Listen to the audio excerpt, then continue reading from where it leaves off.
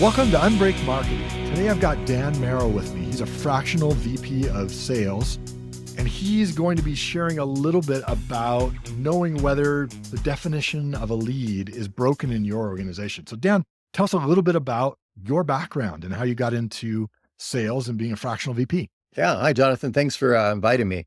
So I have about 25 years of experience in sales and sales leadership. I work for companies, Apple, Pearson, Lego, tremendous experiences in leading and running sales organizations, and certainly learned a lot along the way when it comes to what produces really strong results and how to grow businesses and the kinds of things that sometimes cause challenges and problems within those same organizations. I had great conversations with Dan. As a marketing person, I'm always interacting with a sales opposite, and it is so helpful to have good discussion around this. How do you know if a clearly defined lead is broken in your organization? I think really one thing they really introduce us with is that this kind of came through a root cause analysis. Oftentimes this unhealthy tension that exists between sales and marketing organizations, right? When that exists, you clearly don't have a high functioning team. You're not getting the results. So usually you're not seeing the results in your return on investment. You're not seeing the sales revenue growth you're looking for. It was really that animosity that was existing that was just kind of destructing organizations. So if you see finger pointing, everyone's Right. pointing at everyone else and saying, these leads aren't good, we're not getting enough, we're not following up on these well, that's a really clear symptom that your definition of a lead is probably broken.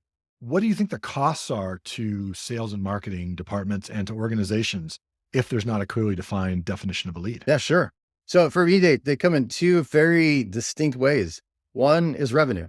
You're not seeing the ROI off your investments, whether it's in sales or marketing. All that effort you're putting in to generate those leads is not producing the ultimate result of growing your business. That's usually at risk.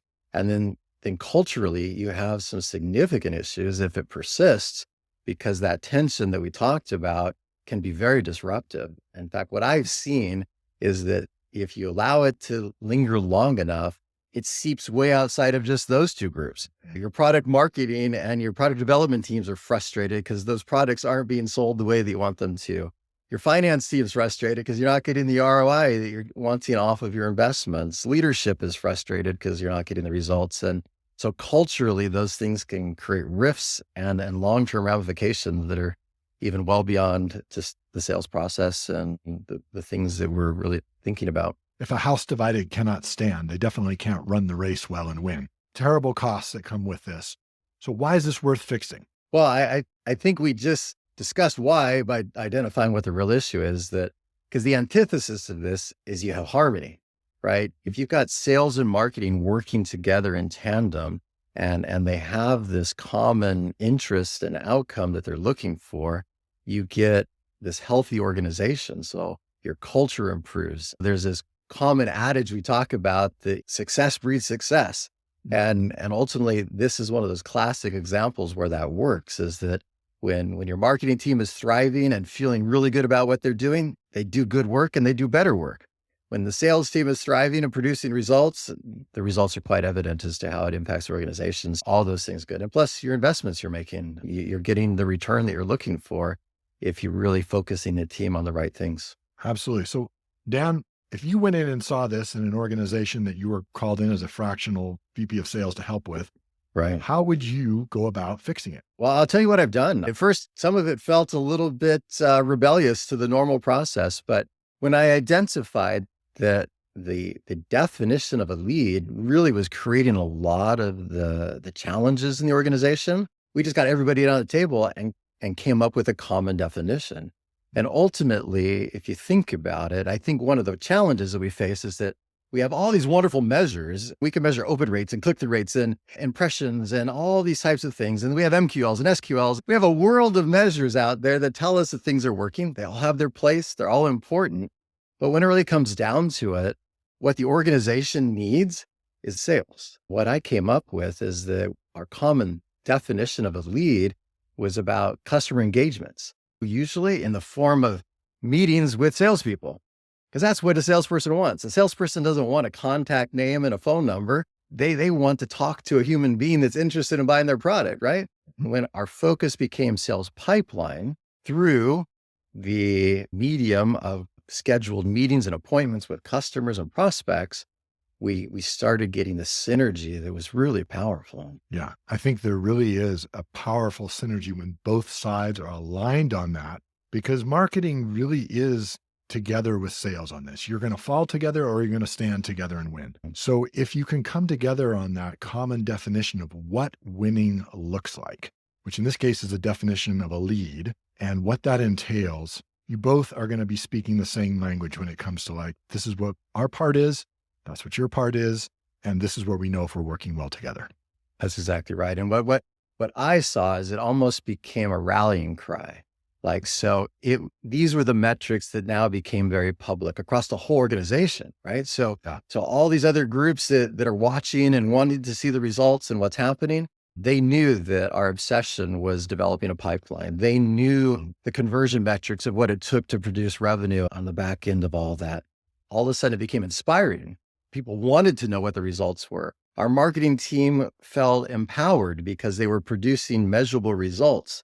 We were tying it back to the revenue of the organization, not just activities. And it really made a lot of difference in just the health of the culture, the organization, and then definitely the revenue results that came from it. Yeah, definitely. From a marketing perspective, it's really helpful. If you have this alliance with your sales team, then what happens is you get positive feedback about which of your marketing channels are producing best. And then you can rearrange your marketing budget to fit those channels that are driving, like you said, pipeline instead of just what might be a lead.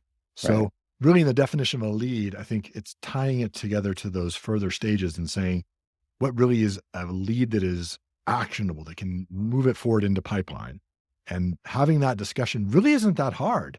I mean, I think you could have that discussion in a single day and hammer that stuff out. Yeah, in fact, actually where it really came from is that I was sitting down with one of my marketing leaders one day, and we had all that tension. We had all the things that we described earlier in our organization. And almost out of frustration, she asked me, well, Dan, what are you really looking for? I'm like, well, you know what I'm looking for? I want meetings with customers and I want a pipeline and I want revenue. And she goes, well, then let's just focus on this. And then it was that easy just to have that sit down conversation to figure out that's what we all shared in common. She goes, well, that's all I want, Dan. All this work that we're doing, we're frustrated by the fact that we put all this energy and creativity into all these campaigns and all these things that we're doing and only be told it's not good enough, only be told what's wrong with it. And almost like what you just pointed out, instead our conversations turned into positives. Like, here's what's working. Hey, I really appreciated that campaign because it produced this result.